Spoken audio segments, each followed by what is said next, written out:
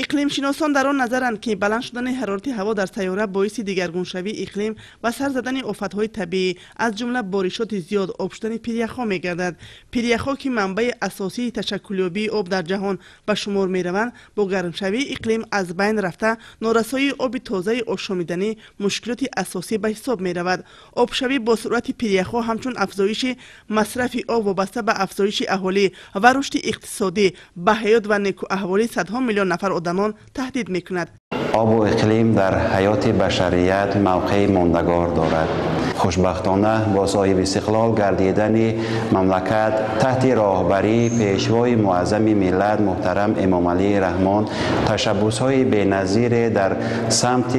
پاک و به آلایش نگاه داشتن آب در جامعه جهانی مخصوصا در سازمان ملل متحد پذیرفته شدند و این تشبس‌ها ملت ما را همچون ملت غمخوار و احیاگری رکن‌های اساسی انسانگرایی مخصوصاً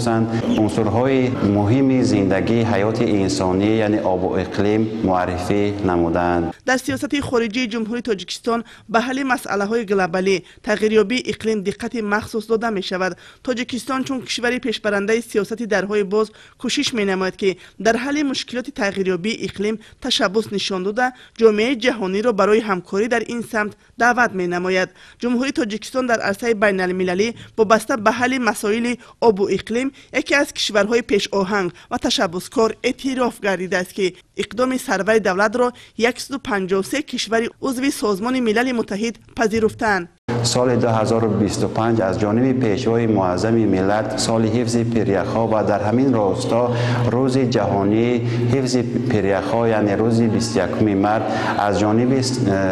مردم سیاره با خوشنودی پذیرفته شد که این تشبس‌های سازنده ملت ما را در عرصه جهانی همچون ملت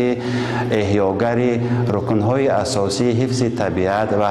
پیشوای معظم ملت را ابرمرد سیاست در حل پرابلم‌های اکولوژی بخشیده به آب معرفی نمودند. جامعه جهانی خوب درک نمودند که کاهش و خرابشوی منبع‌های منبع آب آشامیدنی در سیاره می‌تواند اهل بشر را به مشکلات زیادی اجتماعی و اقتصادی دچار نماید. اعلان کردن 21 مارس همچون روز جهانی حفظ پیریخ‌ها تمام کشورهای سیاره را وادار می‌نماید که سر این مسئله تدبیر اندیشی نمایند. آن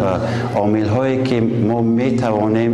پیریخ‌ها را حفظ نماییم و برای آیندگان یک محیط آباد و سبز و خرم را باقی گذاریم،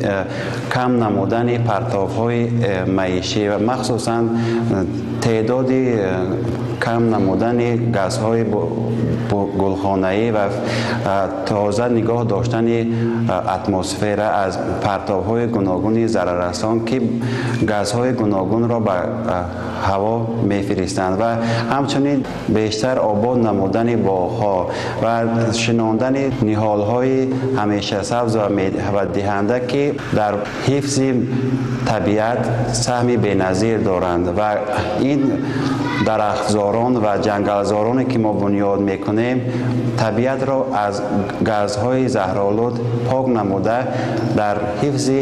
پیریخ‌ها و مخصوصاً تغییریابی اقلیم نقش مؤثر میگذارند. همگان را لازم است که در تربیت اکولوژی اهل جامعه مساعدت نموده این مسئله را شروع از عائله، مؤسسه‌های تعلیمی آغاز نماییم. در نهاد نسل امروز حس طبیعت دوستی و حفظ نمودن ثروت‌های طبیعی را بیدار نماییم. تشبس‌های پرزیدنت مملکت در ساحه آب اهمیت جهانی داشته برای رشد نه تنها یک دولت بلکه برای پیشرفت دولت‌های جهان و حفظ سیاره از خطرهای گلوبالی پیشنهاد شدند.